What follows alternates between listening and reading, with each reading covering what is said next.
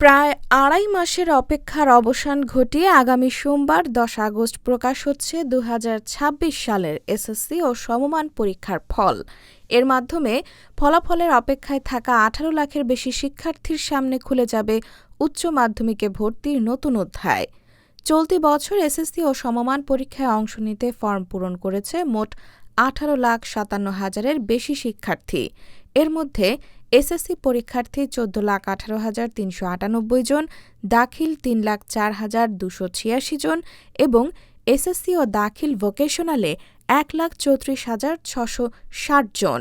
দেশের ১১টি শিক্ষা বোর্ডের অধীনে ৩০,০০০-এর বেশি শিক্ষা প্রতিষ্ঠানের শিক্ষার্থীরা ৩,৮৮৫টি কেন্দ্রে পরীক্ষায় অংশ নেয়।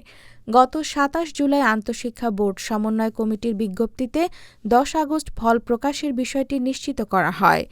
ফল প্রকাশের পর শিক্ষার্থীরা তিনভাবে ফল জানতে পারবে: শিক্ষা বোর্ডের ওয়েবসাইট, মোবাইল ফোনের এসএমএস এবং নিজ নিজ শিক্ষা প্রতিষ্ঠান থেকে। ওয়েবসাইটের রোল ও রেজিস্ট্রেশন নম্বর দিয়ে ফল দেখা যাবে।